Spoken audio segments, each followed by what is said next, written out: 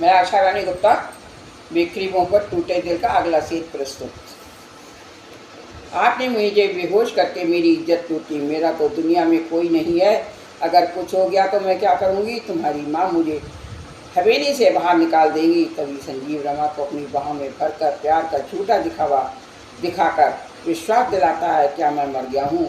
जब कुछ होगा मैं हाजिर हूँ। चल जल्दी से कपड़े पहन ले और ये ले 500 रुपये का नोट। आज बाजार जाकर अच्छी सी साड़ी खरीद लाना। गंदे कपड़े मत पहना कर कल भी इसी तरह आ जाना। माँ की चिंता मत करना, उनके लिए मैं माँ में नशीली गोली दूध में मिलाकर पिला देता हूँ और रात भर चैन की नींद सुला देता हूँ। जाओ और अपने कमरे में जाकर लेट जाओ। देखो संजीव बाबू, ऐसा अब मैं कभी नहीं करूँगी। ऐसे माँ को कब तक धोखा दोगे? मेरी नौकरी लेना चाहते हो तो यूँ ही निकाल दो, पेट पर लात क्यों मारते हो? देखो रामा, मैं जिसे चाहता हूँ या जिस चीज़ को पाना चाहता हूँ मुझे कोई भी नहीं रोक सकता। मैं उस चीज़ को हासिल करके रहता हूँ। रमा संजीव के प्यार में खो जाती है और उठकर अपने कमरे में जाकर चुपचाप लेट जाती है, परंतु उसके होठों पर प्यार के तराने स्वयं छिड़ जाते हैं जिन्हें वो रोकने पर भी नहीं रोक सकती। संजीव सुबह उठकर तैयार होकर स्कूल जा रहा था। सामने रमा को देखा तो रुक गया और एक गिलास पानी मांगा कि मेरे कमरे में दे जाओ। रमा जानती थी संजीव ने उसे क्यों बुलाया है, निकला रास्ता तो पहले ही माँ के सामने कर दिया था। रमा कमरे में जाती है, पानी देने गई तो संजीव बोला, आज बहुत जल्दी नहा लिया, क्या बात है? रमा बोली, हाँ बाबूजी, अपने पति को कोई गंदे शरीर से खाना बनाकर नहीं खिलाता।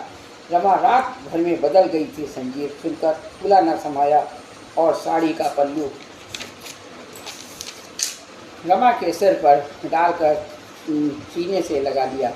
रमा ने झुककर पैर छू लिए। संजीव जानता था कि ये एक नाटक है, किसी के बदन को पाने के लिए प्यार के झूठे रिश्ते अपनाने पड़ते हैं। रमा ने कहा, बाबूजी मुझे भी पढ़ा दिया करिए। संजीव बोला, हाँ हाँ, रात को पढ़ लिया कर, आज मेरे लिए एक कॉपी कलम देता हूँगा। तभी माँ ने रमा को आवाज़ दी। रमा उठकर नीचे जाने के लिए सीढ़ियाँ उतरने लगी कि साड़ी का पल्लू पैर में दब गया। तभी रमा सीढ़ियों से नीचे आ गिरी। माँ ने जब गिरने की आवाज़ सुनी तो जीने की सीढ़ियों की तरफ भागी और संजीव को आवाज़ दी, अरे बेटा संजीव, रमा सीढ़ियों से गिर गई है, इसका सर फट गया है, जल्दी डॉक्टर को यहाँ ले आया।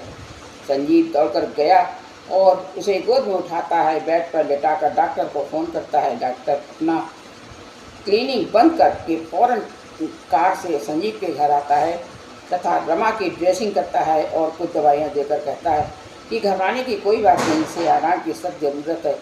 संजीव माँ को दवा बताकर स्कूल चला जाता है। मैं माँ रमा के करीब ही बैठी रही जब तक रमा को होश नहीं आ जाता। अब उसे होश आ गया तो माँ कहकर बुलाने लगी। माँ ने रमा को धीरज बताया और दवा खिला दी।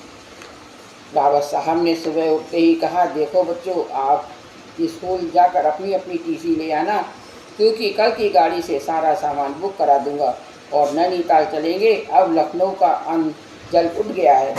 जब मीनाक्षी ने सुना, गम से पागल हुई जा रही थी। उदास होकर पापा से बोली, पापा जी मुझे कॉन्वेंट में एडमिट करा दीजिए, मैं यहाँ पढ़ना चाहती हूँ। जब एमए कर लूँगी तब नैनीताल आ जाऊँगी। तभी रावत साहब गुस्से से भरकर बोले कि मैं बच्चों को अकेले रहने की सलाह कभी नहीं दूंगा। धन्यवाद।